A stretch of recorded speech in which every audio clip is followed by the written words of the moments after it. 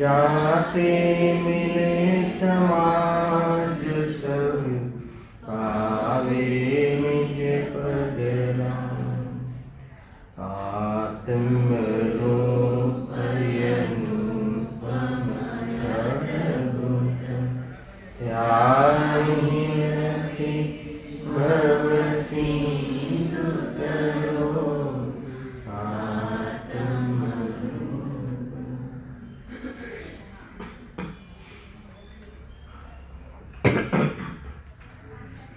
आज श्री मोक्ष मार्ग प्रकाशक ग्रंथ से सातमा अधिकार पर આપણે સ્વાધ્યાય પ્રારંભ કર્યું છે.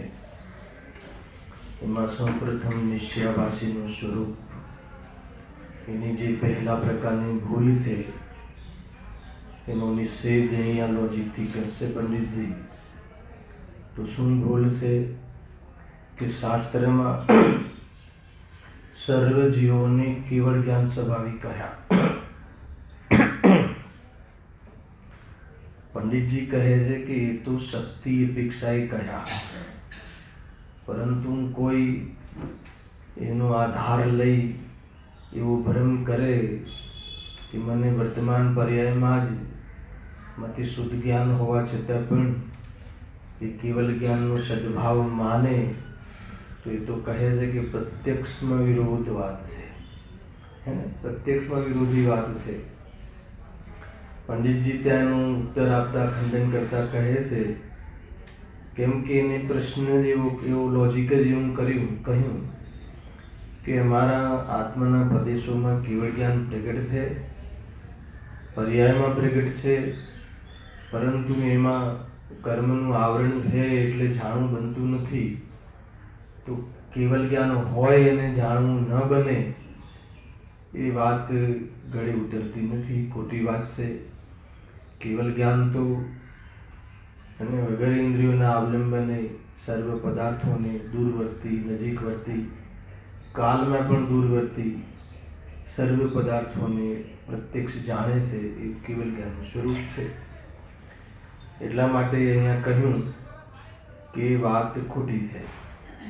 પછી આગમના આધાર ઉપર લોજિક આપતા કહ્યું કે જો એ પર્યાયમાં પણ કેવલ જ્ઞાન મોજૂદ હોય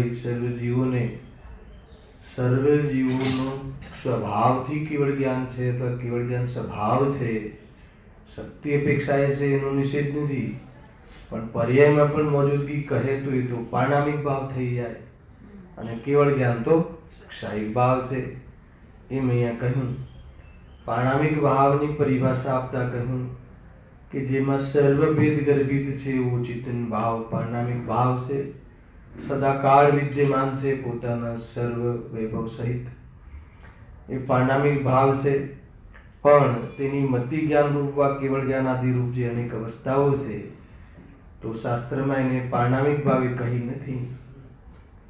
એટલા માટે એ તો ઉત્પન્ન થવાવાળા પરિણામ છે, અને પારણામિક ભાવ સદા નદી અનંત રહેવાવાળો ભાવ છે.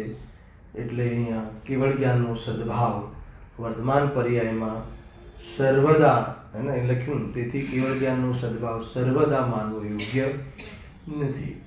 અને જ્યારે પ્રગટ થાય ત્યારે માનજો ને, એમ કહે. સર્વદાનો અર્થ સમય સૂચક છે, સર્વદા શબ્દ સર્વત્ર ક્ષેત્ર સૂચક છે, સર્વદ્રવ્ય સૂચક છે. આવે ને? સર્વ, સર્વત્ર, સર્વદા અને ઓર બી છે ને, સર્વથા. એ પ્રકારે અલગ અલગ ભાવ નીકળે છે. તો અહીંયા કહે છે કે ભાઈ એ તું જ્યારે પ્રગટ થાય ત્યારે ક્યાં ના છે, પરંતુ હાલ તો તને મતિ શુદ્ધ જ્ઞાન છે, અને બસ તું તને કેવળ જ્ઞાન શક્તિનું સદભાવ કહ્યું ત્રણેય કાળે જીવમાં અને વર્તમાન પર્યાયમાં જ કેવળ જ્ઞાન માની લેવું એ ઠીક નથી. હવે એક શાસ્ત્રમાં જે દ્રષ્ટાંત આપ્યું છે સૂર્યનું, એ સૂર્યના દ્રષ્ટાંતના આધાર ઉપર આ વાત જે દલીલ કરે છે ખોટી, એ આનો આધાર લે છે. પરંતુ પંડિતજી એને પણ તોડ કરે છે, એનો પણ ખુલાસો કરે છે. અદ્ભુત વાત છે. થોડુંક અવાજ કર્યું સ્લાઇડ 1 પોઈન્ટ. વળી શાસ્ત્રોમાં જે સૂર્યનું દૃષ્ટાંત આપ્યું છે, શાના માટે આપ્યું છે? કેવલ જ્ઞાન માટે. કેવલ જ્ઞાન માટે જે સૂર્યનું દૃષ્ટાંત આપ્યું છે એમાં એમ કહે છે કે તેનો એટલો જ પરમાર્થ સમજવો, એનો અર્થ એટલો જ સમજવો, એને એક દિવસે શું સમજવું કે જેમ મેઘપટલ દૂર થતા સૂર્યનો પ્રકાશ થાય છે, મેઘપટલ એટલે વાદળ દૂર થતા સૂર્યનો પ્રકાશ પ્રગટ થાય છે, તેમ કર્મોદય દૂર થતા કેવળ જ્ઞાન થાય છે. તથા જેમ મેઘપટલ થતા સૂર્યપ્રકાશ પ્રગટ થતું નથી, તેમ કર્મોદય થતા કેવળ જ્ઞાન થતું નથી. પહેલા આટલું સમજો કે આના માટે ઘણી જગ્યાએ કેવળ જ્ઞાન, જ્યાં કર્મનો ઉદય હોય ત્યાં કેવળ જ્ઞાન પ્રગટ ના હોય, ક્યાં પર્યાય. બરાબર. એના માટે ઉદાહરણ શાનું આપ્યું? સૂર્ય અને વાદળાનું, કે જ્યાં વાદળા જે હટે, મેઘપટલ હટે અને જેમ સૂર્યનો પ્રકાશ પ્રગટ થાય એમ કર્મનો ઉદય હટે તો કેવળ જ્ઞાન પ્રગટ થાય. જ્ઞાનાવરણી કેવળ જ્ઞાનાવરણી કર્મનો. અને જેમ મેઘપટલથી વાદળાના નીચે જે પ્રકાશ એ પ્રગટ થતો નથી, એમ કર્મનો ઉદય હોય તો કેવળ જ્ઞાન પ્રગટ થતું નથી. એ ઉદાહરણ આપ્યું છે. આગળ શું લખ્યું છે? પણ એમાં પરમાર્થ એટલું જ સમજવું. બરાબર છે? એમ લખ્યું છે. પણ એવું ન સમજવું. કેવું ન સમજવું? તત લખ્યું છે. પણ એવો ભાવ ન લેવો કે જેમ સૂર્યમાં પ્રકાશ રહે છે તેમ આત્મામાં કેવળ જ્ઞાન રહે છે. એને નિરવ છે. જે સૂર્યમાં જે પ્રકાશ છે તો પૂરેપૂરો પ્રગટ રહે છે અને આ વાદળાથી ઢંકાઈ જાય છે. એ તો ખાલી પ્રગટ થવાની અપેક્ષા જ માત્ર લેવી. એને પણ એમાં એવું ન લેવું કે આત્માના પણ પર્યાયમાં કેવળ જ્ઞાન પ્રગટ છે અને એના ઉપર આવરણ એટલે કઈ ઢંકાઈ ગયું છે, તો કે એવી રીતે કેવળ જ્ઞાન પ્રગટ છે અને ઢંકાઈ ગયું છે એમ એ ઉદાહરણમાં એમ અર્થ ન કાઢવો. એમાં એ અર્થ કાઢવો કે જ્યાં સુધી કર્મનો ઉદય છે ત્યાં સુધી ત્યાં સુધી કેવળ જ્ઞાન પર્યાયમાં વ્યક્ત નથી, પ્રગટ નથી, પણ ઢંકાઈ ગયું છે અને પ્રગટ છે પણ ઢંકાઈ ગયું છે, એવો અર્થ ન કાઢવો. કેમ ન કાઢવું? એનું બી રીઝન આપ્યું છે. કેમ ન કાઢવું? કારણ કે દ્રષ્ટાંત સર્વ પ્રકારે મળતું આવે નહીં. ન્યાયની ભાષા છે આ. ખ્યાલ આવે કે નહીં? કોઈ સાધ્યની સિદ્ધિ કરવી હોય તો ઉદાહરણ પ્રામાણિક નથી, હેતુ પ્રામાણિક છે. આ બધા ન્યાયના વિષયો છે, પરીક્ષા મુખાદિના. શું કહે? કોઈ સાધ્યની સિદ્ધિ કરવી હોય તો એમાં ઉદાહરણો બિલકુલ અપ્રમાણિક છે, પ્રમાણિક નથી. એ તો જે ઉદાહરણ તો એકદેશ હોય છે, સર્વદેશ તમે ઘટાવશો. ઘણા વિદ્વાનો ઉદાહરણ આપે, કોઈ બી સૂર્યનું, રસગુલ્લાનું, કોઈ બી, પછી ઉદાહરણ બધી બાજુ ઘટાવા જાય તો ન ઘટે. એ તો ઉદાહરણ તો એકદેશ હોય. જેમ કે જ્ઞાનને સમજાવવા માટે, જ્ઞાનની સ્વચ્છતાને બતાવવા માટે, જે સ્વચ્છતા છે એને જણાવવા માટે ઉદાહરણ દર્પણનું આપવામાં આવે છે. બરાબર છે? મુકુર વદ અવિકારા. જ્ઞાન કેવું છે? મુકુર એટલે દર્પણ. મુકુર એટલે દર્પણની જેમ જ્ઞાન અવિકારી છે. તો કેવી રીતે? કેમ કે દર્પણમાં જેમ અગ્નિ ઝલકે, દર્પણમાં જેમ ગટરની ગંદકી ઝલકે તો કોઈ દર્પણ ગરમ કે ગંદુ થતું નથી, બરફ ઝલકે તો દર્પણ ઠંડુ થતું નથી. એમ જ્ઞાનમાં પણ અગ્નિ ઝલકે તો એ રૂપે થતું નથી. એટલું સમજાવવા. પણ પછી કોઈ બધી જ રીતે દર્પણને કે ભાઈ દર્પણ તમે જ્ઞાન આત્મદર્પણ, જ્ઞાન દર્પણ ને આ જળ દર્પણ એ બંને સમાન કહ્યું. સમાન નથી કહ્યું. તો એક ઉદાહરણ. તો કોઈ કહે કે દર્પણની પાછળ પદાર્થ હોય તો જાણતું નથી. હે? પણ જ્ઞાન તો કેવલ જ્ઞાન તો બધા પદાર્થોને જાણે છે. દર્પણ આકારને જ દર્શાવે છે, દર્પણ રંગને દર્શાવે છે, ગંધને નથી દર્શાવતું. ખ્યાલ? કોઈ ચીજ હોય, ગુલાબ, તો એના આકારને રંગને દર્શાવે, પરંતુ એમાં ગંધ જે છે, સુગંધ, એને ન દર્શાવે.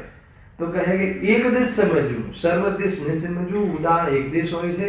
વાસ્તવમાં ઘણા પ્રયાસ કરતા હોય કે પછી બધી બાજુથી ઉદાહરણ સમજાવવા જાય તો પછી આગળ સમજાય ના શકે. હે ને? એ તો શિષ્યોને સમજાવવા માટે ઉદાહરણ, ચાલતા ઉદાહરણો લેવા પડે છે. કુંભારના, માટલાના બધા ઉદાહરણ જ્ઞાની લેતા હોય છે.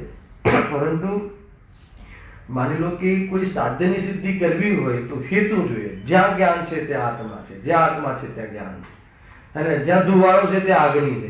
હેતુથી વાસ્તવમાં સિદ્ધિ થાય છે.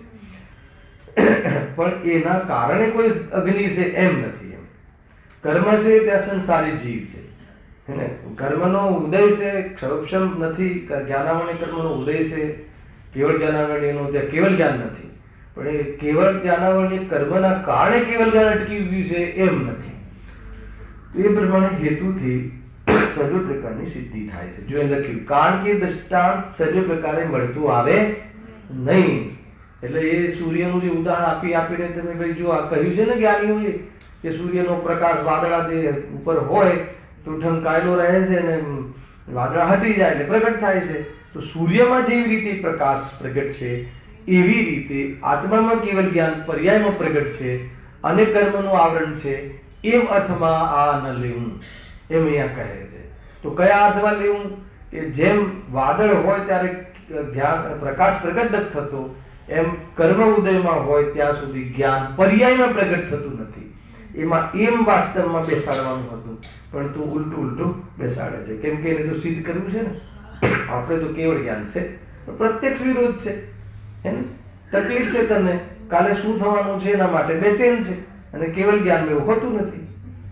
મતલબ કે જે વર્તમાન પર્યાયમાં કેવળ જ્ઞાન માનીએ સર્વ જીવોને, તો એ વાત ગળે ઉતરે છે. પણ આવા બી માનવા વાળા હોય છે. મતિ જ્ઞાન અને શરૂઆતમાં બહુ લીધું એ મતિ જ્ઞાન શુદ્ધ જ્ઞાન એ કેવળ જ્ઞાનને પોકારે છે. એની સમ્યક મતિ જ્ઞાન જે છે એની જાતિ અપેક્ષા એક સમાન છે, એ બધું અલગ વાત છે. પરંતુ મતિ શુદ્ધ જ્ઞાન હોય અને કેવળ જ્ઞાન હોય એક સમયમાં એક જ પર્યાય હોય. હવે એ વાતને અહીંયા સિદ્ધ કરવી જોઈએ. ઉદાહરણ આપ્યું હોય જેમ પૂતગલમાં વર્ણ ગુણ છે, બરાબર છે, વર્ણ ગુણ છે ને. તો રંગ ગુણ તો એની લીલી પીળી આદિ અવસ્થા છે. તેમાં વર્તમાનમાં કોઈ અવસ્થાના સદભાવમાં તેની અવશ્ય અન્ય અવસ્થાઓનો અભાવ જ છે, બરાબર. જ્યારે કેરી કાચી હોય એનો કલર રંગ લીલો હોય, પછી શું થાય છે? પીળો થઈ જાય છે, ત્યારે લીલો ના હોય. જ્યારે સંસારી હોય ત્યારે સિદ્ધ ના હોય, જ્યારે સિદ્ધ હોય ત્યારે સંસારી ના હોય. કોણ? પર્યાયમાં હોય એવું. કોઈ જીવ પર્યાયમાં સિદ્ધે હોય ને સંસારી હોય, તો સંસારી કેવી રીતે પોતાને સિદ્ધ પર્યાયમાં સિદ્ધ સમાન માને? એ અહીંયા કહે છે કે એક સમયમાં એક જ પર્યાય હોય અને બે પર્યાય ના હોય. એટલે કાં તો કેવલ જ્ઞાન હોય, કાં તો મતિ જ્ઞાન શુદ્ધ જ્ઞાન હોય. તમને એમ થશે કે આપણે શાસ્ત્રમાં એમ કહ્યું છે કે એક જીવને તત્વસૂત્રમાં વધારેમાં વધારે એક સાથે કેટલા જ્ઞાન હોઈ શકે? 4 જ્ઞાન હોય છે, બરાબર. મતિ શ્રુત અવધિ મને પડે. અને ઓછામાં ઓછા કેટલા જ્ઞાન હોઈ શકે? કયું? કેવલ જ્ઞાન, હે ને. એક જ્ઞાન હોય તો કેવલ જ્ઞાન આવે, અને અલ્પ જ્ઞાનમાં 4 એક સાથે હોઈ શકે છે. તો અહીંયા તમે કહો છો કે એક સમયમાં એક જ પર્યાય હોય. તમે આવો પ્રશ્ન કરવો જોઈએ. આજે વિદ્વાનોને એને સ્વાધ્યાય કરવાની પ્રેરણા આપવી જોઈએ. કોને? તમે પ્રશ્ન પૂછો તો અમારે વાંચીને આવવું પડે. તમે કંઈ ના પૂછો તો ચાલે જાય છે. તો ત્યાં એમ કહ્યું કે જ્ઞાનાવરણીય મતિ શ્રુત અવધિ મને પર્યાય જ્ઞાનાવરણીય કર્મના ક્ષોભશમના નિમિત્તથી એની પર્યાયની જે યોગ્યતા છે, એની લબ્ધિ છે, એમાં 4 જ્ઞાનની શક્તિ પ્રગટ થઈ જાય છે પર્યાયમાં. પણ ઉપયોગમાં તો કોઈ એક જ જ્ઞાન હોય છે. ભલે 2 જ્ઞાન દરેકને હોય, પણ મતિ જ્ઞાન ઉપયોગ હોય ત્યારે શુદ્ધ જ્ઞાન ઉપયોગ ના હોય, શુદ્ધ જ્ઞાન ઉપયોગ હોય ત્યારે મતિ જ્ઞાન ઉપયોગ ના હોય, હે ને. અને માન લો કે દેવગતિમાં સર્વદેવોને, ગુરુદેવસિંહને પણ અત્યારે મતિ શુદ્ધ અવધિ તળે હોય ને, તો અવધિ જ્ઞાન હોય, પણ એ અવધિ જ્ઞાન જોડે જ નહીં તો ભારતમાં શું થાય છે એ ન જાણે. હલાવે કે ઘણા લોકો કે ગુરુદેવસિંહ જાણતા હશે, પણ એ અવધિ જ્ઞાનનો ઉપયોગ જોડવાનો ભાવ ન આવે, આખા જીવનમાં ન આવે તો ન આવે. હલાવે કે નહીં? એ રીતે છે. અને કેમ કે જ્યારે મતિ જ્ઞાનનો ઉપયોગ ચાલતો હોય ત્યારે અવધિ જ્ઞાનનો ઉપયોગ ના ચાલતો હોય, અને અવધિ જ્ઞાનનો ઉપયોગ ચાલતો હોય ત્યારે મતિ જ્ઞાનનો ના ચાલતો હોય. લબ્ધ રૂપે ભલે પડી હોય, પણ ઉપયોગમાં તો એક જ ઉપયોગ હોય એવી વ્યવસ્થા છે પ્રકૃતિમાં. એના આધાર ઉપર અહીંયા કહે છે કે તું કેવળ જ્ઞાન વર્તમાન પર્યાયમાં કહે, અને પ્રત્યક્ષમાં તને મતિ શુદ્ધ જ્ઞાન દેખાય છે, અલ્પ જ્ઞાન દેખાય છે, અને તું જ કહે છે કે ઉપર આવરણ આવી ગયું છે, તો કહે છે કે ના કરતા મતિ શુદ્ધ જ્ઞાન માની લે ને. કેવલ જ્ઞાન એ તો નહીં કહ્યું ને શાસ્ત્રોમાં, સર્વ જીવોને કેવલ જ્ઞાન સ્વભાવ છે. તો પંડિતજી કહે શક્તિ અપેક્ષાએ છે, હે ને, એ દ્રવ્ય સ્વભાવ અપેક્ષાએ છે, અને સ્વભાવ અપેક્ષાએ તું એનો સ્વાદ લે ને, કોણ ના પાડે છે? ખ્યાલ આવ્યો? તને કેવળ જ્ઞાનની શું જરૂર છે? કેવળ જ્ઞાન સ્વભાવ વાળો છે એમ તું મજા કર ને, એનો વિશ્વાસ કર ને.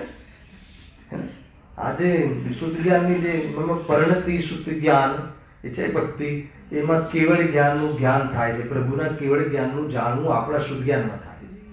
ખ્યાલ આવ્યો? તો આગળ કહે છે, મને ભાવ ખબર છે, મને પદ્ય યાદ નથી રહેતું, હે ને, હું તમને થોડો ભાવ કહું એ ભક્તિમાં, કે એની અંદર શું થાય છે કે એમ કહ્યું ત્યાં જેને લખ્યું છે લેખકે એમ કહ્યું કવિએ કે જે મમ પરિણતિ શુદ્ધ જ્ઞાનની છે એમાં કેવલ જ્ઞાનનું જ્ઞાન થાય છે. કેવલ જ્ઞાનનું જ્ઞાન થાય કે ના થાય? ભગવાનના કેવલ જ્ઞાનનું જ્ઞાન આપણે શુદ્ધ જ્ઞાનમાં કરી શકીએ કે ના કરી શકીએ? કરી શકીએ. સ્વરૂપનું કરી શકીએ. તો જ્યારે કેવલ જ્ઞાનના સ્વરૂપનું જ્ઞાન કરું છું તો હે પ્રભુ, મને કેવલ જ્ઞાનનો મહિમા ન આવતા મને જ્ઞાન સ્વભાવનો મહિમા આવે છે. એટલે કે જેના આશ્રયથી આવી અનંતકાળ પરિણતિ નીકળે એવો જ્ઞાન સ્વભાવ સદાય છતાં એવો ને એવો ને ધ્રુવનો ધ્રુવ રહે, એનો એ રહે, પરિપૂર્ણ રહે, એ સ્વભાવનો મને મહિમા આવે છે. તો તું કેવલ જ્ઞાની કે હું કેવલ જ્ઞાની એવો ભેદ મને દેખાતો નથી. એમ સર્વ ભેદો જેમાં ગર્ભિત છે એવો ચૈતન્ય ભાવ એ પારણાની ભાવ છે.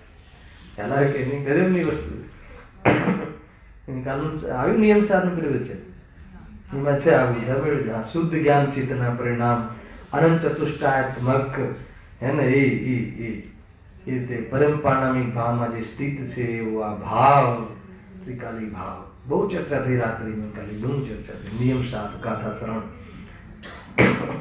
સદઈચ્છામાં ચાલે છે, ગુરુવારે ચાલે છે, કાલે લીધું. જો તો વાત ક્યાંથી આવી હતી કે ભાઈ એ તો કે અમે તો હવે ભેદ શું કરે? ચૈતન્ય સ્વભાવથી જોયું તો એ તો મોજૂદ છે, ત્રણેય કાળે હાજરા હાજર છે, વર્તમાનમાં ધ્રુવ છે. હાલાકી ત્રણેય કાળે જે ત્રિકાળી છે એ વર્તમાન કાળમાં મોજૂદ છે. હાલાકી કેવલ જ્ઞાન શક્તિ છે સ્વભાવ તરીકે વર્તમાનમાં મોજૂદ છે. હું એને જોઉં કે જે નથી આવ્યું એને જોઉં? અરે જે નથી આવ્યું એને છે એમ માનીને ભ્રમ કરું કે જે છે એનો અનુભવ કરું? ખ્યાલ આવે કે નહીં? આખું જે શું જરૂર છે? અરે જ્યાં કેવલ જ્ઞાન સ્વભાવ, અસહાય જ્ઞાન, એને અકર્તાનો સ્વાદ લીધું ને, બેને પણ કહ્યું એને અમને તો અકર્તાનો અનુભવ થાય છે. એને અનુભવ જ્ઞાન સ્વભાવનો અનુભવ એટલે અકર્તાનો અનુભવ. હાલ જ્ઞાન સ્વભાવ એટલે કે હું પરનો જ્ઞાતા તો છું પણ કરતા નથી, અને જ્ઞાતા છું એ મારું સ્વરૂપ છે, પરને લઈને જ્ઞાતા છું એમ નથી, કોઈ જગ્યાએ પરાધીનતા ભાસતી નથી, એવો હું અકર્તા સ્વભાવનો અકર્તા ભાવનો નિર્ભાર રૂપે અત્યારે અનુભવ કરું છું. એનું નામ આત્માનો અનુભવ. પ્રવચનોમાંથી કઈ વાતને પકડવી, કયા મર્મમાં ઉલ્લસિત થાય છે આપણું હૃદય, એનો બહુ માયને રાખે છે આત્માની અનુભૂતિ માટે. ખ્યાલ આવે કે નહીં? વાત તો બધી આવશે, શુદ્ધ નહીં આવશે, અશુદ્ધ નહીં આવશે, એને પણ ઉલ્લસિત કેવી રીતે થાય છે હૃદય? એને એ શુદ્ધનેનો વિષય પ્રભુ અને અશુદ્ધનેનો વિષય કહીને તમે અમને એને અમારા શુદ્ધનેનો વિષય આપી દીધો. અમે અશુદ્ધનેના વિષયને શુદ્ધનેનો એટલે મારો વિષય માનીને એને જીવન જીવતા હતા. કેવું? એને રોતલું જીવન જીવતા હતા, પણ હવે અમને દુઃખમય જીવન જીવતા હતા. પણ હવે અમને દુઃખી થવાનું કોઈ કારણ ન સ્વરૂપમાં દેખાય છે કે ન કોઈ મને અનુભવમાં આવે છે. એનું નામ આત્માનો અનુભવ છે. ખ્યાલ આવી દીધું હોય? બહુ અદભુત વાતો છે આ બધી. જો શું કહે છે તેમાં વર્તમાનમાં કોઈ અવસ્થામાં સદભાવમાં એની અન્ય અવસ્થાનો અભાવ જ છે, બરાબર છે. તેમ આત્મામાં ચૈતન્ય ગુણ છે, તેની મતિ જ્ઞાનાદિ રૂપ 5 પર્યાય અવસ્થા છે. તેમાં વર્તમાનમાં કોઈ અવસ્થાના સદભાવમાં તેની અન્ય અવસ્થાનો અભાવ જ છે, બરાબર છે. મતિ શુદ્ધ જ્ઞાન હોય એને કેવળ જ્ઞાન એકાંતે ના હોય પર્યાયમાં, અને મતિ શુદ્ધ જ્ઞાન હોય અને મતિ શુદ્ધ જ્ઞાનમાં પોતાને જ્ઞાયક ન માનતો હોય તો પણ એને કેવળ જ્ઞાન શક્તિ એકાંતે હોય. શું કહ્યું? સમજ આવે છે? કઈ અભવ્ય જીવને પણ કેવળ જ્ઞાન શક્તિ સદા વિરાજમાન છે. એને પરંતુ એ અભવ્ય એટલે છે કે કેવળ જ્ઞાન શક્તિ સ્વભાવમાં છે એ માનતો નથી. અને આ જીવ સ્વભાવમાં છે એમ કહ્યું તો પર્યાયમાં કેવળ જ્ઞાન છે એમ માનીને કેવળ જ્ઞાન શક્તિને પ્રગટ કરવાનો જે પુરુષાર્થ ખોઈ બેસે છે.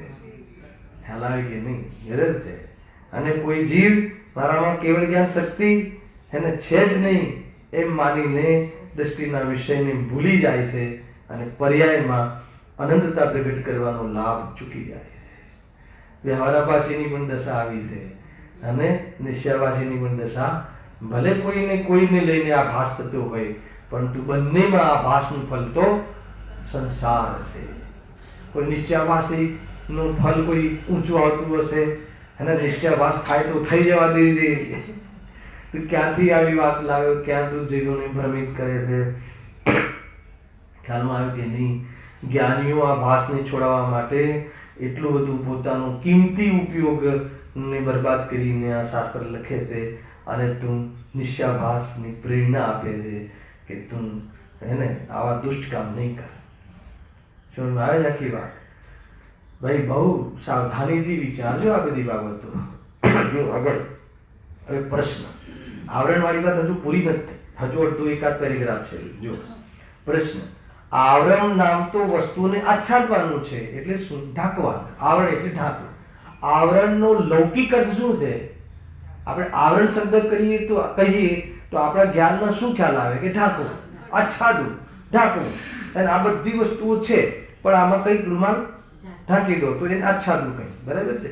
આટલું કરો ને તમે, આને શું કરો? પેલું અનાવરણ વિધિ. તો પાછળ ફોટો મોજૂદ હોય છે કે ફોટો મોજૂદ નથી હોતો? તો ત્યાં આવરણની વિધિ શું છે?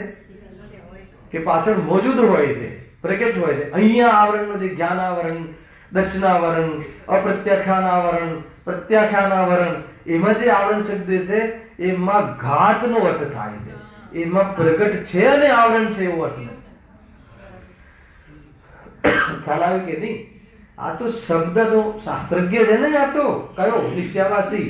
શાસ્ત્રનો અભ્યાસ કરી અને શાસ્ત્રનો આધાર લઈને ઉલટો અર્થ કાઢીને પોતાનું હિત કરે છે અને બીજાના હિતમાં નિમિત્ત કરે છે. સમજમાં આવે છે ને ભાઈ? બહુ મોટી વાત છે.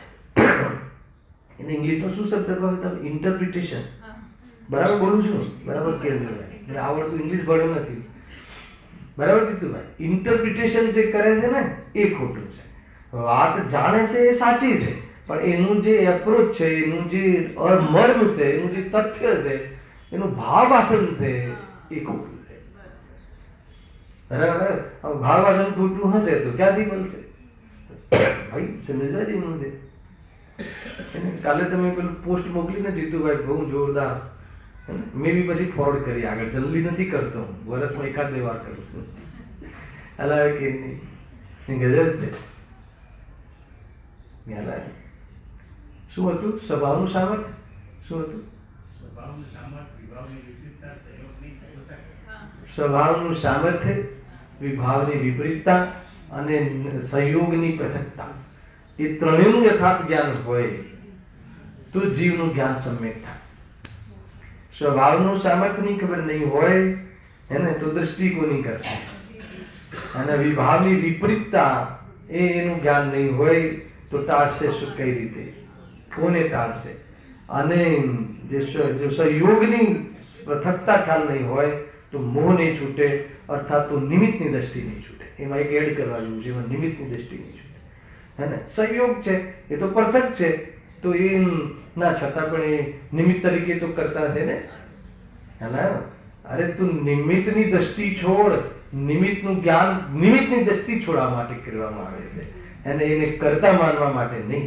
બહુ અદભુત 3 કથન હતા. અને બહુ એમાં ટોટલી આ જે નયોનો આ ભાસ થાય છે એ આ 3 બિંદુઓને યથાર્થ ન સમજે તો એને કોઈનો કોઈ આ ભાસ ચાલે છે. બરાબર છે કે નહીં? એ રીતે છે. જો હા, આવરણ નામ તો વસ્તુને આચ્છાદવાનું છે. હવે જો કેવળ જ્ઞાનનો સદભાવ નથી તો કેવળ જ્ઞાનાવરણ શા માટે કહો છો? આ કોનો દલીલ છે? નિશ્ચયવાસીની. તમે જ કહ્યું છે કેવળ જ્ઞાનાવરણ, એટલે કેવળ જ્ઞાન તો છે પણ આવરણ છે. કેમ? કે આવરણ નામ તો આચ્છાદવાનું છે. પાછું લોજિક આપે છે. આવરણ નામ તો આવરણ એને કહીએ કે જે હોય અને ઢાંકે. પણ એનો જવાબ અદભુત છે. હા, અહીં શક્તિ છે તેને વ્યક્ત ન થવા દે એ અપેક્ષાએ આવરણ કહ્યું છે. આવ્યો ખ્યાલ? આવરણનો અર્થ ખોટો કાઢ્યો. તે આવરણ અર્થ શું કહ્યું? કે વ્યક્ત ન થવા દે. અને પર્યાયમાં કેવળ જ્ઞાનને વ્યક્ત ન થવા દે, કેવળ જ્ઞાન નષ્ટ તરીકે રહે, વ્યય તરીકે રહે, વ્યક્ત ન થાય. વ્યય એટલે નષ્ટ હે ને. એ વખતે એમાં જે કારણ છે, નિમિત્ત કારણ છે કેવળ જ્ઞાનાવરણ, અને કેવળ જ્ઞાનાવરણ એ કર્મ હે ને, એટલા માટે એ કર્મનું નામ કેવળ જ્ઞાનાવરણ, આવરણીય નામ આપવામાં આવ્યું છે. આવરણ અર્થ શું? પર્યાયમાં વ્યક્ત ના થવા દે. ખ્યાલ આવે? જો આમાં 2-4 પીરિયડ પહેલા બી કહ્યું હતું કે શક્તિ તો ક્યારે નષ્ટ નથી થતી. એ માને કે ન માને કે પ્રગટ ન કરે, એટલે શક્તિ નષ્ટ થતી નથી. એ અપેક્ષાએ કેવલ જ્ઞાન શક્તિ ક્યારે નષ્ટ થતી નથી. એને અક્ષરના અનંત ભાગનું જ્ઞાન હોય પર્યાયમાં, તો પણ કેવળ જ્ઞાન શક્તિ એને જેવી છે એવી મોજૂદ છે, એનો ક્યારે નાશ થતો નથી. એટલે એ સકલ નિરાવરણ છે. અને કેવલ જ્ઞાન સાવરણ છે. કેવલ જ્ઞાન શક્તિ સકલ નિરાવરણ છે, અને કેવલ જ્ઞાન સાવરણ છે. કેમ સાવરણ છે? કેમ કે જ્યાં સુધી કેવલ જ્ઞાનાવરણી કર્મનો ઉદય હશે ત્યાં સુધી સમ્યક દ્રષ્ટિ હશે, મુનિ હશે, ત્રણ ચોકડીના કષાયના ભાવવાળી વિતરાગતા હશે, આનંદમાં હશે, તો બી કેવલ જ્ઞાન પ્રગટ નહીં હોય. હલાવે કે નહીં. અને કેવલ જ્ઞાન શક્તિ તો માને નહીં તો બી કેવલ જ્ઞાન શક્તિ પર ક્યારે આવરણ?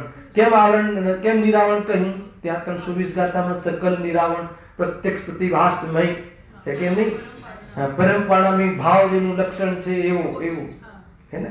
તો એ જે સકલ નિરાવરણ કહ્યું છે ને, એનો અર્થ કોઈ આમાં આધાર આપે છે. જો કહ્યું છે ને સકલ નિરાવરણ છે, અરે સકલ નિરાવરણ એ તો શક્તિઓ, એના પર આવરણ ન આવે એવું કોઈ કર્મ બન્યું જ નથી કે જે સ્વભાવને ઢાંકે.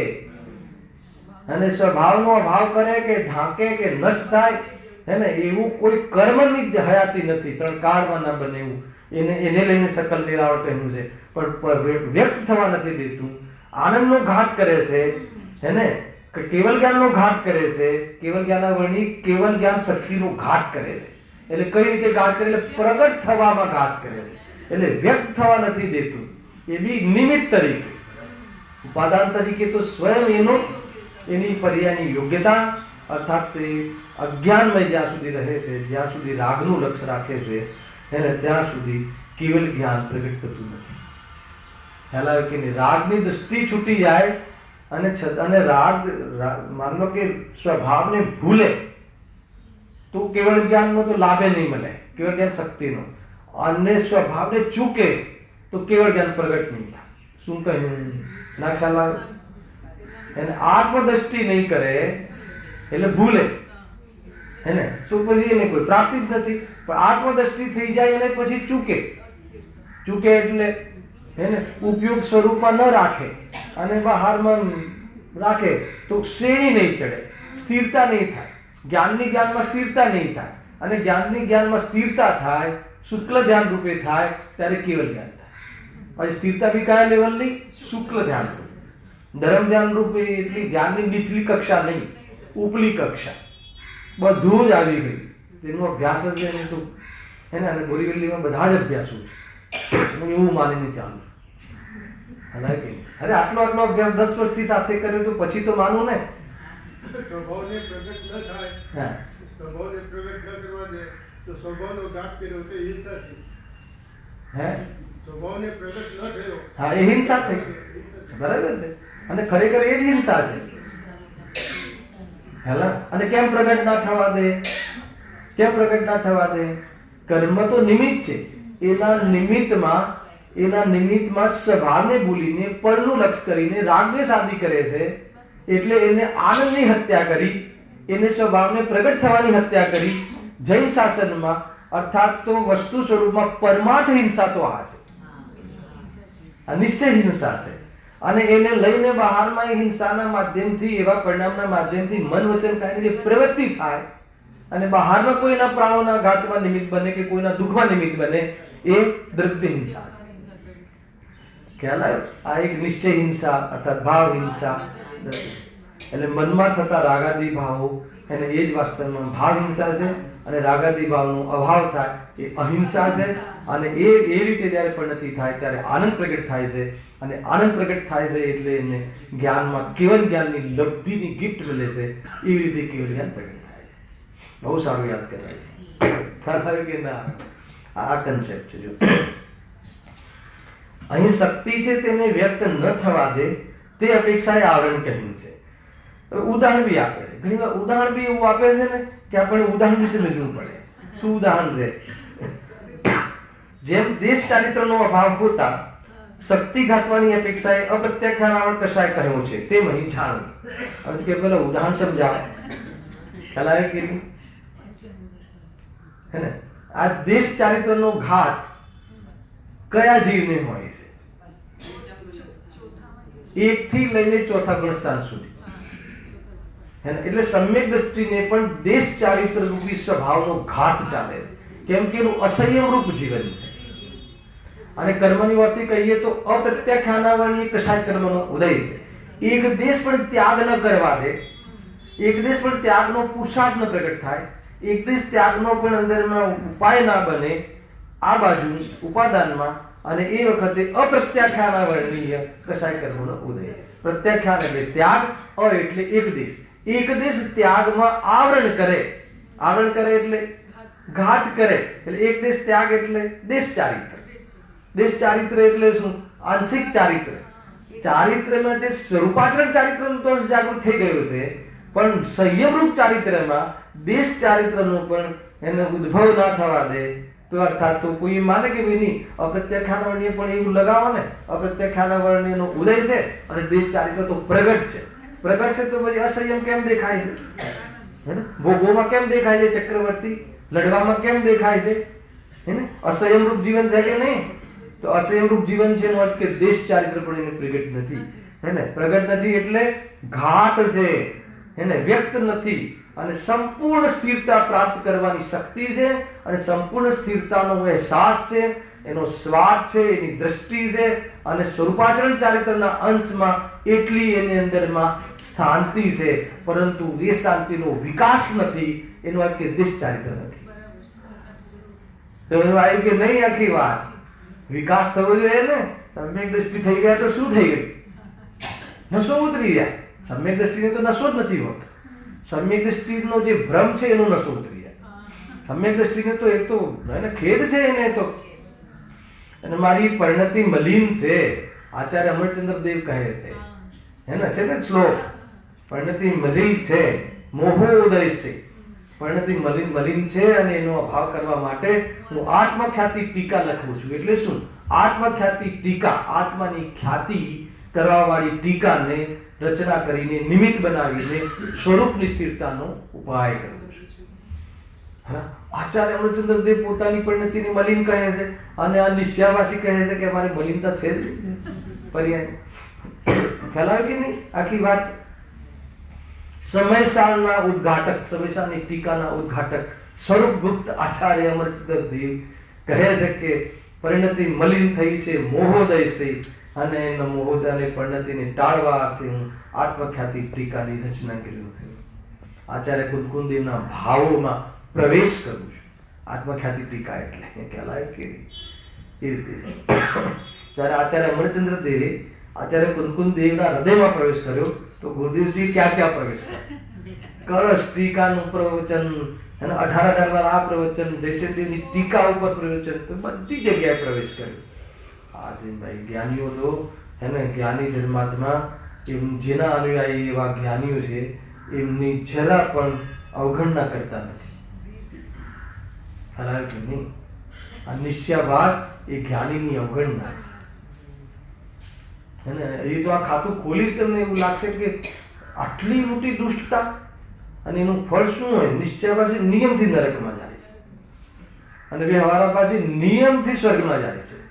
અને બંનેમાંથી એકે મોક્ષે જતા નથી. તો તમે પાછો ભેદ તમને સારો લાગશે કે ભાઈ હવારા ભાસ સારો. હાલ આવે કે નહીં? કમસે કમ સ્વર્ગમાં તો જાય છે. હાલ આવે કે નહીં? અરે સ્વર્ગમાં જાય છે, મોક્ષમાં જતું નથી, મોક્ષની શરૂઆત પણ કરતું નથી, મોક્ષના વિરોધમાં વોટિંગ છે, વ્યવહારાભાસી, સંપૂર્ણ આચરણ આગમ અનુસાર, જ્ઞાન આગમ અનુસાર, આચરણ આગમ અનુસાર. અને તમે કહો છો કે મોક્ષ માર્ગ, મોક્ષમાં જનારા જીવો ને મોક્ષમાં છે એ જીવોના વિરોધના પક્ષમાં બેઠો છે. ગળે ઉતરે કોઈને આ વાત? બહુ કાઠી પડે ને ભાઈ. ગજબની વસ્તુ જો. હા, અહીં એમ સમજવું કે વસ્તુમાં પરનિમિત્તથી જે ભાવ થાય તેનું નામ ઔપાધિક ભાવ છે. સાંભળજો બરાબર. હવે બહુ મસ્ત, આનું સમાપન બી જબરજસ્ત છે. વસ્તુમાં પરનિમિત્તથી જે ભાવ થાય, હવે અહીંયા શું સમજાવવું છે કે પર્યાય પહેલા સમજી લો. શું સમજાવવું છે સમજી લો, મજા આવશે. કે કોઈ જીવ વર્તમાન પર્યાયમાં અલ્પજ્ઞ અવસ્થામાં છે, પર્યાયમાં કેવલ જ્ઞાનનો સદભાવ માની લે તો એની કેવી દશા થાય એ સમજાવવા માટે અહીંયા પાણીનું ઉદાહરણ હવે પંડિતજીને આપવું છે. બહુ અદભુત ઉદાહરણ છે, મજા આવશે. વસ્તુમાં પરનિમિત્તથી જે ભાવ થાય તેનું નામ ઔપાધિક ભાવ છે, બરાબર? પરના લક્ષથી જે પણ ભાવ થાય ઔપાધિક ભાવ છે. અને પરનિમિત્ત વિના જે ભાવ થાય તેનું નામ સ્વભાવ ભાવ છે. નિમિત્તનું લક્ષ્ય હોય, નિમિત્તના લક્ષ રાખીને જે પરિણામ થાય બધા ઔપાધિક ભાવ છે, ઔદૈહિક ભાવ છે. અને લક્ષ છૂટે અને જે ભાવ પ્રગટ થાય એ સ્વભાવ ભાવ છે. ક્લિયર? આગળ હવે ઉદાહરણ, જેમ જળને અગ્નિનું નિમિત્ત થતા ઉષ્ણપણું થયું, હે ને? જળ એટલે પાણી અગ્નિના સંયોગમાં આવતા શું થયું? ઊનું થયું, ગરમ થયું, બરાબર છે? થયું કે ના થયું? એ કયો ભાવ છે એનું? પાણી માટે ઉપાધિ ભાવ છે, ઔપાધિક ભાવ છે, સ્વભાવ ભાવ નથી. પાણીનો સ્વભાવ ભાવ શું છે? ઠંડક, શીતળતા, બરાબર છે? ક્યારે? ગરમ હોય ત્યારે કે ઠંડુ હોય ત્યારે? આમાં પછી ગડબડ થઈ જશે. ત્રિકાળ સ્વભાવ. ગરમ હોય ત્યારે બી શીતળ સ્વભાવ, હે ને? નિમિત્ત પણ આમાં ઔપાધિક ભાવ હોય ત્યારે પણ સ્વભાવથી જલ શીતળ છે. પરંતુ એ જે નિમિત્ત પણ આમાં જે ગરમ છે એમાં હાથ નાખીએ તો બળાય છે. સાંભળજો. જેમ જળને અગ્નિનું નિમિત્ત થતા ઉષ્ણપણું થયું ત્યાં તો શીતળપણાનો અભાવ જ છે, હે ને? ઉષ્ણતા છે ત્યાં શીતળતા નથી, હે ને? પર્યાયમાં ઉષ્ણતા છે ત્યાં શીતળતાનો અભાવ છે, કેમ કે બે એક સાથે ના હોય શકે. પરંતુ અગ્નિનું નિમિત્તપણું મટતા તે શીતળ જ થઈ જાય છે. જ્યાં અગ્નિનું નિમિત્તપણું મટ્યું જેવી, હે ને? આપણે નિમિત્તને હટાવવાનું નથી, નિમિત્તની દ્રષ્ટિ હટાવવાની છે. કારણ કે પાણીના ઠંડા થવામાં અગ્નિને હટાવવાની છે. ખ્યાલ આવે કે નિમિત્તપણું હટાવવાનું છે.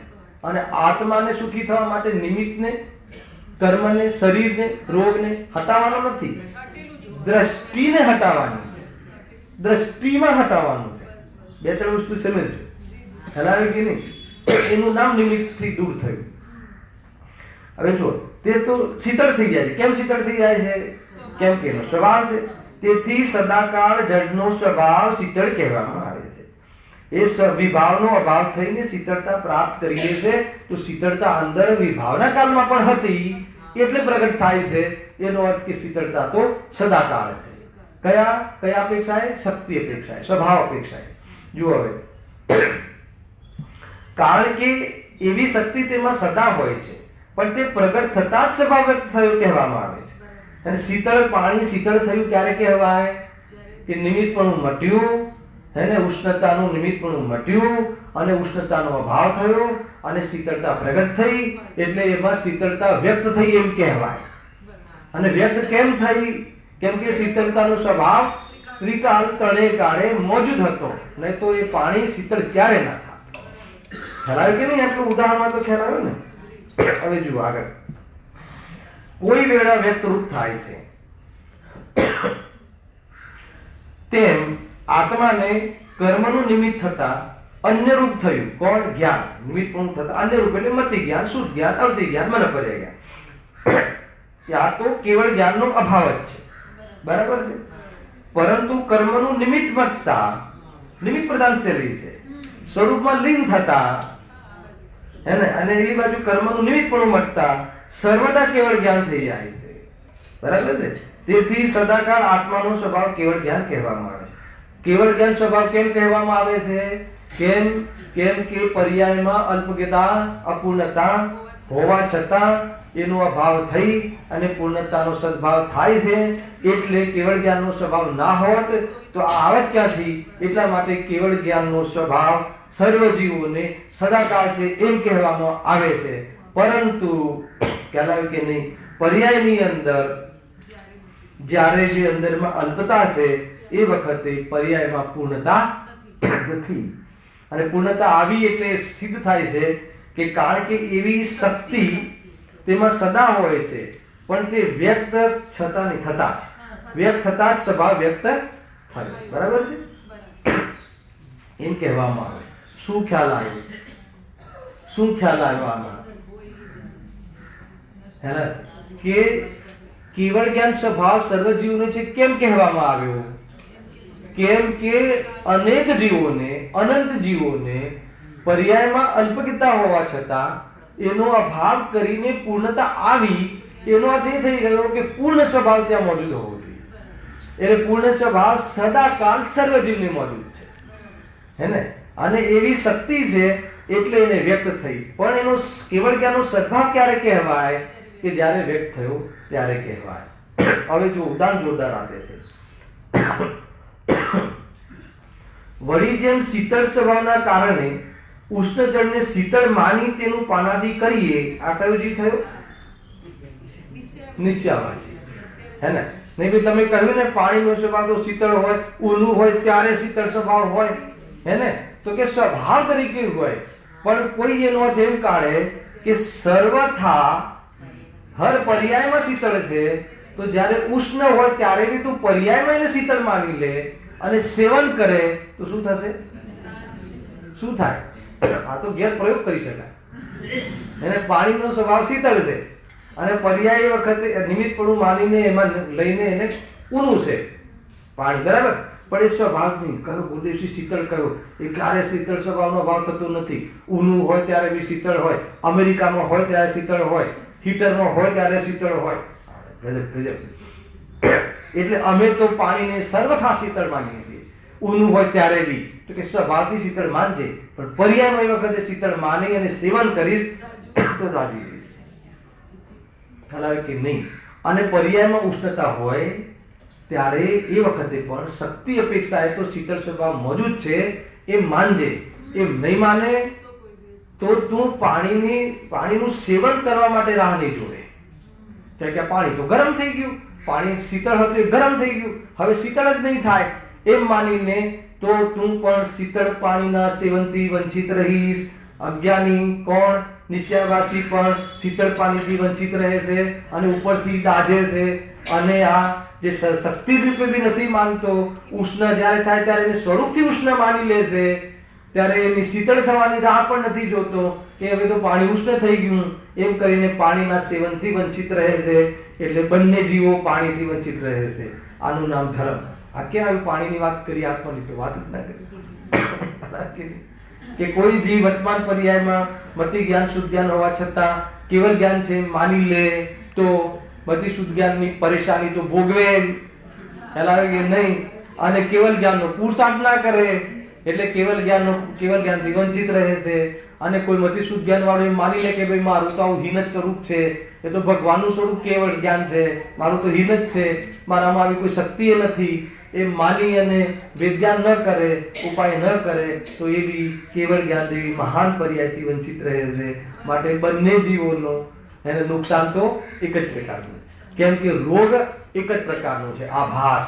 કોઈ કથન લઈને, જીવવાણીનું કોઈ પણ કથન લઈને કોઈ પણ પ્રકારનો આભાસ કરે તો એમાં આત્માની શાંતિનો લાભ ચૂકી જાય છે, અથવા આત્મા ચૂકી જાય છે, અથવા તો સંસારના અભાવનો પ્રસંગ ચૂકી જાય છે. એ વાત અહીંયા કહેવામાં આવે છે. સીધે સીધો માર્ગ છે ભાઈ. જો વળી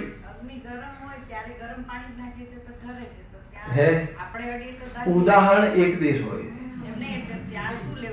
શું? હા, તો એનો શીતળ સ્વભાવને યાદ રાખો, એનો શીતળ સ્વભાવ કારણ બને છે. આ બધા જે બહારના ઉદાહરણો હોય છે એ સામાન્ય હોય, એ તો જ્યારે બતાવવું હોય ને કે ભાઈ ભલે ઊનું હોય પરંતુ એ શીતળતાનું કામ છોડતું નથી, અને અગ્નિ ગરમ પર નાખી દઈએ તો બી અગ્નિ શાંત પડી જાય છે. ખ્યાલ આવે? તો પાણીનો જે ઓરિજિનલ શીતળ સ્વભાવ છે એ તો હંમેશા રહે છે. તો અરે તું ભલે વ્યક્ત ના થાય, સાંભળો નહીં તો તમારો પ્રશ્ન થશે, તો વ્યક્ત ના થાય ત્યારે બી કામ તો કર્યું ને. તો એક તો એનો એક જવાબ તો પંડિતજી આપી દીધો છે, એક ઉદાહરણ એક દેશ લ્યો, વાત પતી ગઈ.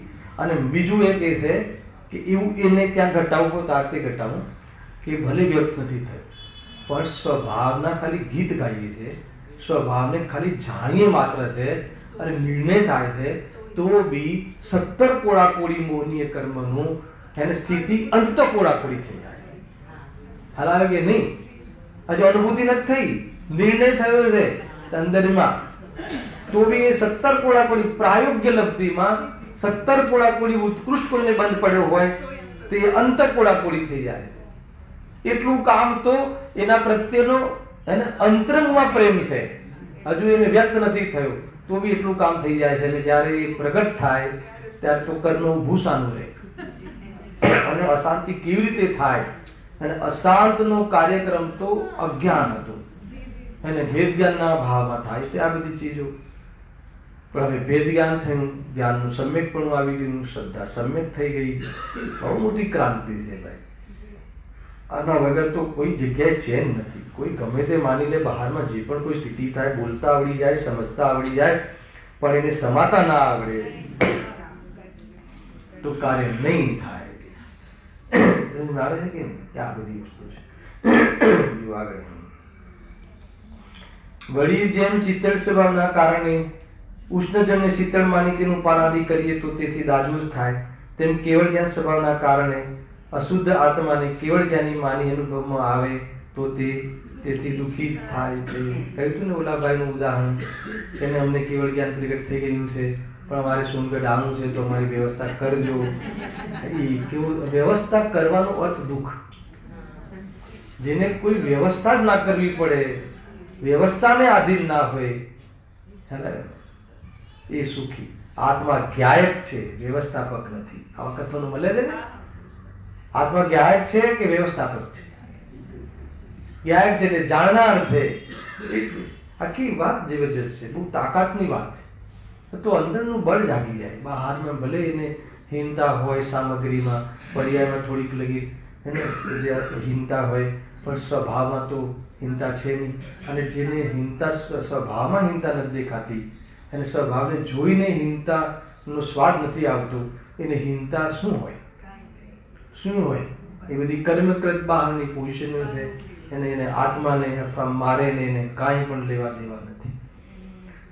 એટલું જબરજસ્ત જ્ઞાયકનું બળ હોય છે ભાઈ. જ્ઞાયક એટલો મહાન છે, અને એનું બળ જ્યારે સ્ફુરાયમાન થાય, સ્વરૂપની રચના થાય, વ્યવસ્થા થાય, અને પોતાની વ્યવસ્થા પોતાના સ્વરૂપને આધીન થાય, સ્વાધીન રૂપે થાય, તો બહારની આધીનતા મુનિરાજો જેવા છદ્મસ્ત જીવોને પણ પરમાણુ માત્રની ગરજ નથી દેખાતી.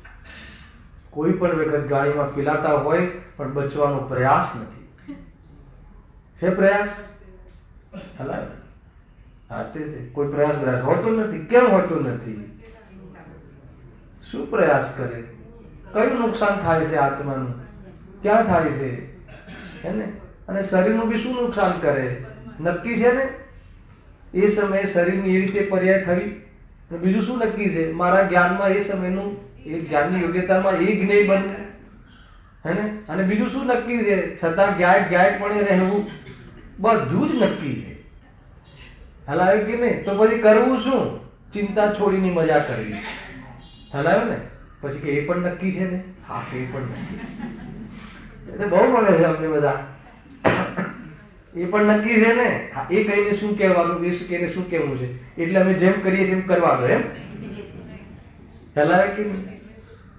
એમ કરીને અમને પ્રમાદી રહેવા દો. એમ કરીને અરે ભાઈ નક્કી છે એનો સ્વીકાર જ વેદ જ્ઞાન છે.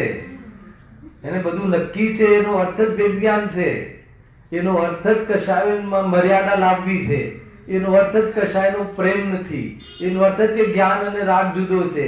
એનો અર્થ જ કે શરીરને અને આત્માને સગું નથી. કયા શરીરને? એને તમને તમારું જે શરીર છે એની સાથે તમારે સગું નથી. ગજબ છે. જ્યારે એટલેથી સગું નથી તો આગળ સગાની વાત ક્યાંથી આવે? ખ્યાલ આવે કે નહીં? બહુ જ આપણી નિશ્ચિંતા. તો આત્માને શું ચિંતા હોય? હે ને? ચિંતા તો જે આત્માને માનતું નથી એને હોય. આત્માને અનુભવતો નથી એને ચિંતા હોય. પણ જે આત્માને અનુભવતો હોય એને શું ચિંતા? બહુ અદ્ભુત માર્ગ છે ભાઈ. બહુ જ ચાન્સ મળ્યો છે આપણી પાસે. જે અવસર મળ્યો છે ને એને બહારના ભોગોમાં કે અપ્રયોજનભૂત જ્ઞાનમાં ખોવા જેવું નથી. નક્કી છે ને? ખ્યાલ આવે કે નહીં? નક્કી છે કે નહીં? 1 કરોડ આવા કે જવા એ અનાદિથી નક્કી છે. તું શાંતિથી બેસ ને. આને કર્યા ને આના કારણે કર્યું ને મારી હોશિયારી જતી રહી લાગે છે. પોતાની હોશિયારી ઉપર એને અવિશ્વાસ થઈ જાય કે પહેલાં તો જોરદાર હતું, હું જે સ્ક્રિપ્ટ આપતો હતો એ ડબલ જ થતી હતી, હવે જે સ્ક્રિપ્ટ આપું છે અડધી જ થઈ જાય છે. તો પોતાની ચતુરાઈથી તું માનતો હતો ને એટલે તને આવું પોતાના સ્વભાવ પર ભરોસો નથી. અરે તને પુણ્ય પર પણ ભરોસો નથી, પાપ પર પણ ભરોસો નથી, તને કાંઈ ભરોસો નથી ને તને દુઃખ ભરોસો નથી. એનું છે હલાવે કે નહીં? આ બધી બાબતો છે. આ પ્રમાણે એ પ્રમાણે જે આત્માને કેવળ જ્ઞાનાદિરૂપ અનુભવે છે તે મિથ્યા દૃષ્ટિ છે. અને અહીંયા સુધી પહેલા પ્રકારની ભૂલ પૂરી થઈ. હવે જે બીજા પ્રકારની ભૂલ છે એની બહુ ચર્ચા, બહુ પ્રશ્ન છે. બીજી કઈ ભૂલ છે કે વર્તમાન પર્યાયમાં સિદ્ધ ભગવાનને રાગનો અભાવ છે, રાગાદિનો, અને આ પર્યાયમાં જ રાગાદિનો અભાવ માને છે. તો કહે છે કે એ પણ ભૂલ છે. જે નથી એની પાસે એનો સદભાવ માને છે અને જે છે એની પાસે એનો અભાવ માને છે. હાલ આવે કે નહીં? અને એને લઈને જે પ્રોબ્લેમો થાય છે, ક્રિએટ થાય છે, વિકૃતિ થાય છે, ડિપ્રેશન થાય છે, અને એને લઈને જે ઇન્ટરપ્રિટેશન ગલત હોવાના કારણે જેટલી બી વાતાવરણ બગડે છે, એને વિકૃતિ આવે છે સમાજમાં અને પોતાની પર્યાયમાં, એના જવાબદાર સ્વયં પોતે છે. એટલા માટે જીંદવાણીની આજ્ઞાનું ભાન રાખવું એ બહુ મોટી વાત છે. સહેજાનંદી